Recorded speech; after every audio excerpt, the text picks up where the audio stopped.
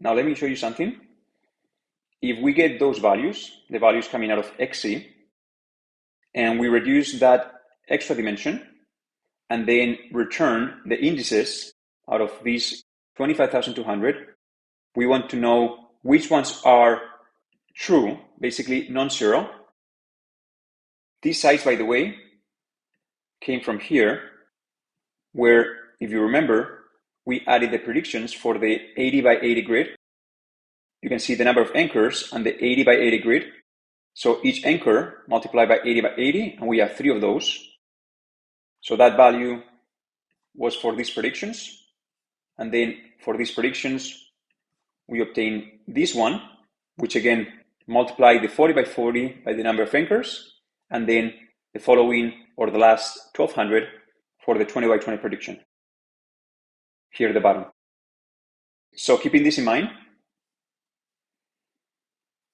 if we run this, we can find out that the predictions that are true, meaning they're above the confidence threshold, are stored in these indices.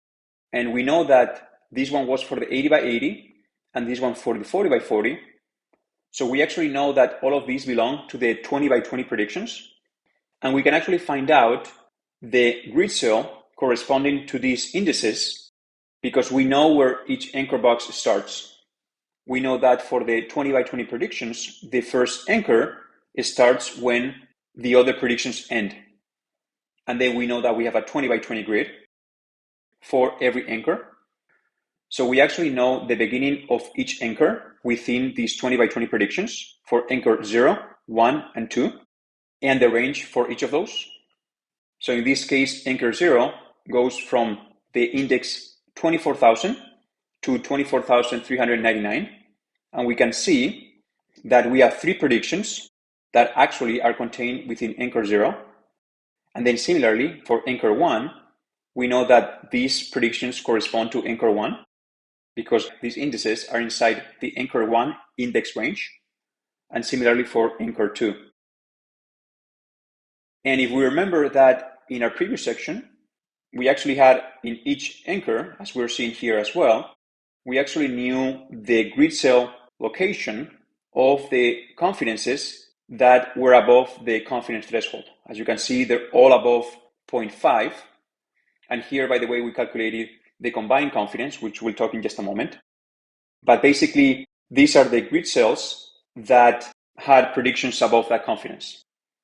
And here we're obtaining, in a different way, this 9. So I actually wanted to cross-reference what we obtained here with the XC, as well as what we obtained in our previous section. So given that we know where each of the anchors start, and given that we know that we're dealing with these grid cells, 11 by 8 height and width, 11 by 9, and 12 by 9 for each anchor, we can provide those values here, and relative to the start of each of the anchors, we can confirm that we indeed obtain the same results here at the top with the manual method, where what we did is we know that, for example, for anchor 1, we know that anchor 1, this value right here, is 24,400. And if we wanted to output that one, that would be the index.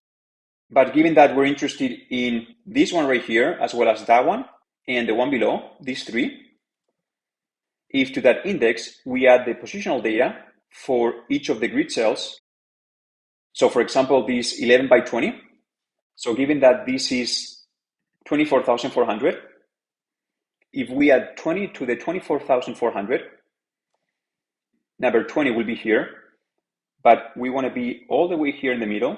So basically, we need to add 20 1 time, 2 times, 3, 4, 5, 6, 7, 8, 9, 10, and 11.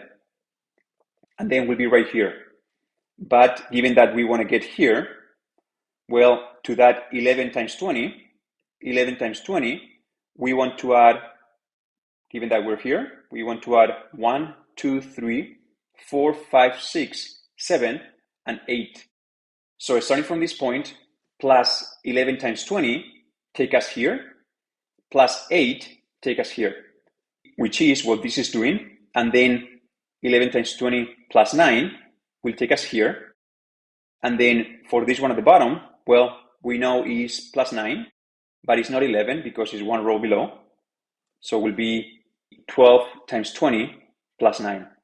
You can see 12 here, and above we have 11 and 11. So basically, we confirm that for this 25,200 index, given that we know where the index for the 20 by 20 predictions start, right here, and we know for each anchor what is that range of these 1,200, we can cross-reference, meaning the grid cells that we knew obtain the better predictions, and we obtain the same result here with this manual method. Now let's keep going.